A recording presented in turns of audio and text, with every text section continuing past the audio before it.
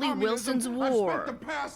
Others mourning his death say he was gifted at disappearing into his roles. Someone who could portray and reflect the reality and put it on screen, that doesn't occur every day from an actor, and he did it on a regular occasion. Hoffman was equally gifted as an on-stage actor.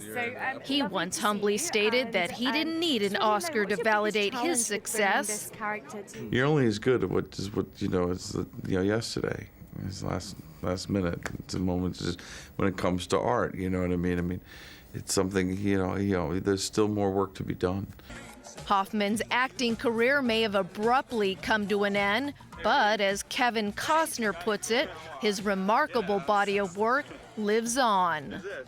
It's a shame because who knows what he would have been able to do, but we're left with the legacy of the work he's done, and it all speaks for itself. A heart transplant patient who was given the wrong donor organ has passed away at Queen Mary Hospital from lung infection. She survived less than half a year after the transplant, and there will be an inquiry into her death. Jenny Lamb reports. The patient was a 59-year-old woman who was given a heart transplant at Queen Mary Hospital in May last year. But after the operation, the hospital then discovered that the patient's blood type did not match that of the donor. The patient was given anti-rejection treatment and then recovered. She was discharged from hospital in August last year, but had to continue taking anti-rejection medication. Last November, she was admitted to hospital again because of breathing difficulties. It was then discovered that she had a lung infection. She passed away on the 21st of January. The hospital said the dosage of anti-rejection drugs for the woman was more or less the same as that given to other transplant recipients. But Professor Lo Chung Mao, head of the Department of Surgery at the University of Hong Kong, explains that the patient would require heavier anti-rejection medication than transplant recipients who received the right organs. For example, plasma transfusion, which is not necessary in other heart transplant patients, might be needed. Anti-rejection drugs, he adds, would suppress the patient's immune system, making her susceptible to infections. The coroner's court will look into the woman's death. Jenny Lamb, TVB News.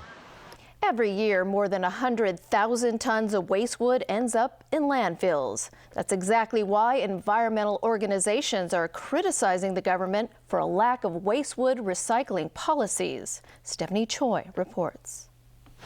This is one of Hong Kong's main sources of waste wood.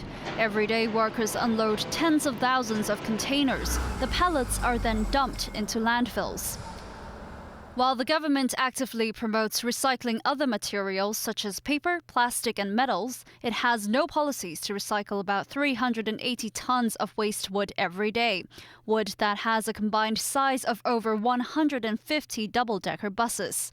And the amount of waste wood is 30% more than waste glass, 60% more than waste metals. But the amount of wood recycled in 2012 was only a small fraction of the amount of recycled glass and metals. A waste wood recycling plant at Eco Park in Tuen Mun recently turned unwanted Christmas trees into sawdust and environmentally friendly fuel. It can process around 100 tons of waste wood per day, but only gets around 10 tons. A representative of the company says he has approached many organizations, but they would rather discard pallets in landfills than to take them to a recycling plant. He explains this is because these organizations find it more efficient to get rid of all the waste with only one vehicle, without getting a separate one for transporting pallets. Some environmental activists suggest the government could increase charges for dumping waste at landfills to encourage companies to recycle waste wood. But the Environmental Protection Department says concerns vary between different methods of waste recycling, and more research is needed before the government establishes relevant policies. Stephanie Choi, TVB News. All right, Chris, I purposely didn't watch the Super Bowl so I could see Jameson Wong's report today. And you may watch later, right? Okay. Citizen Cuenca United defeated Olhanense of Portugal to lift the Lunar New Year Cup. Sham Kwok Kung, who plays locally for Citizen, opened the scoring in the 16th minute. And the score was 1-0 at halftime in favor of the Ecuadorian-Hong Kong combined side. Second half, Citizens' Marco Krasic made up for the missed penalty, and he ended up heading in the ball from close range. The Seattle Seahawks defense shut down the Denver Broncos' high-powered offense to win Super Bowl 48 in New Jersey, and the final score was 43-8. Jameson Wong has more. First play from scrimmage for the Denver Broncos, and the ball sailed over Peyton Manning's head. Denver recovered the ball in the end zone but trailed 2-0 just seconds into the game. And it got worse for the AFC champions as the Seattle Seahawks scored 22 unanswered points to take a 22-0 lead at halftime.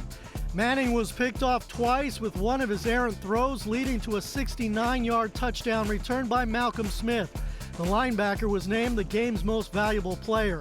Overall, Manning was 34 for 49 for 280 yards and a touchdown, while his counterpart Russell Wilson tossed 2 TDs without an interception. And when Percy Harvin returned the second half kickoff 87 yards for a touchdown, the rout was on. The final score, 43-8. Score-wise, the game tied for the third most lopsided contest in Super Bowl history. Weather was not a factor in the first American football showcase staged outdoors.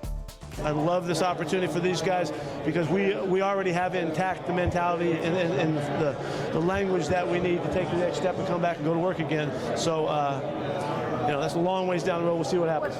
Well, it's disappointing for our entire team. We worked hard to get to this point, overcame a lot of obstacles to be here, put in a lot of hard work, did some really good things just to have this opportunity. So, but certainly to finish this way, it's very disappointing. And it's not an easy pill to swallow, but eventually we have to. It was the first Super Bowl title for the Seattle Seahawks franchise, having reached the big game once before. And first for former college coach Pete Carroll. Jameson Wong, TVB News. Andy Murray defeated American Sam Querrey in 4 sets to clinch a Davis Cup victory for Great Britain. It was Britain's first win over the Americans in nearly 80 years.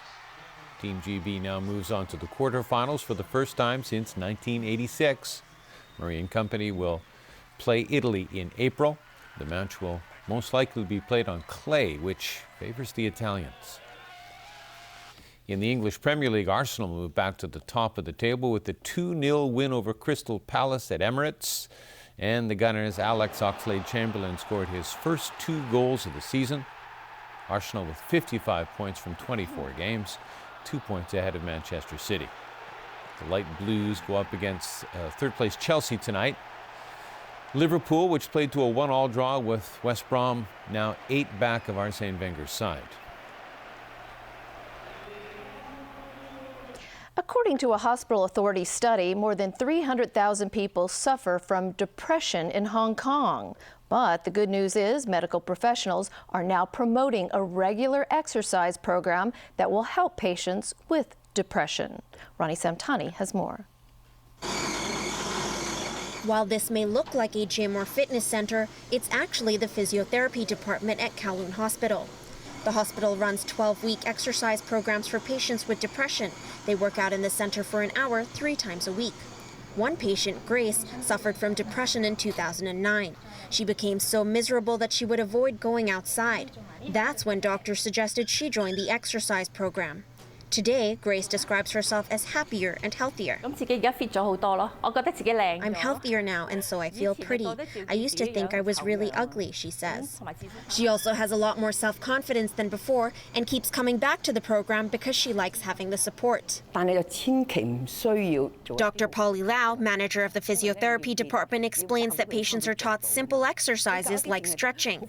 She noted that many patients slouch and have poor posture, which is bad for the heart and lungs. Dr. Lau says it's best not to teach patients complicated exercises because they want to make sure that patients can do the exercises at home. Currently, 84 patients are enrolled in the program. After completing the program, doctors reported that patients' overall health improved, and many of them had the dosage of their depression medication reduced. Psychiatrist Dr. Ng Kong Man says exercise stimulates the endocrine system, which has both physical and mental benefits. When you exercise, your brain produces endorphins, and that makes you happy. For the patients, their muscles are relaxed after exercising, their symptoms disappear, and they are in a better mood. In addition to helping patients with depression, doctors encourage everyone to take time out to do basic exercise to relieve stress as well as stay healthy. Ronnie Samtani, TVB News. And that is a wrap of our news. Good night.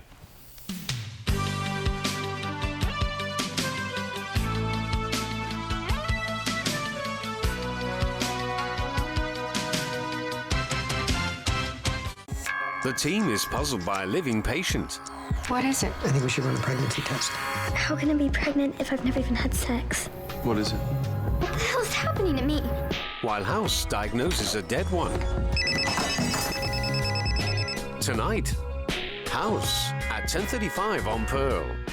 This is every guy's little dream pad. I'm building my piece of paradise. The ultimate man cave. Cheers to you, my friend. Plus, a house made out of paper. It's well constructed, it makes sense, it's purposeful. And more marbles. Wednesday, Home Strange Home at 8:35 on Pearl.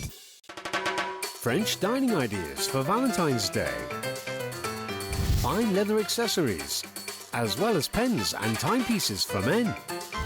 Also, how master violinist Zhou Lianglin connects with his audience. Thursday night, Dolce Vita at 10 on Pearl.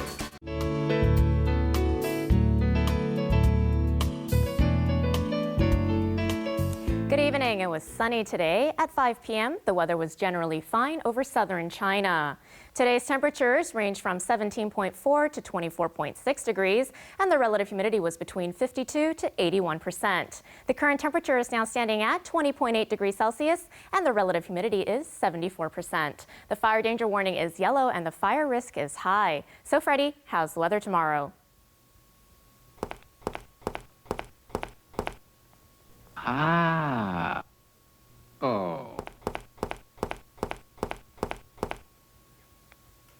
Fine at first tomorrow, then becoming cloudy with 1 or 2 rain patches later. Temperatures will range from 17 to 21 degrees. It'll be windy and rainy in the following few days. Tomorrow morning's air quality health index will be moderate, and the maximum UV index forecast for tomorrow will be about 4. And now to the latest global weather update.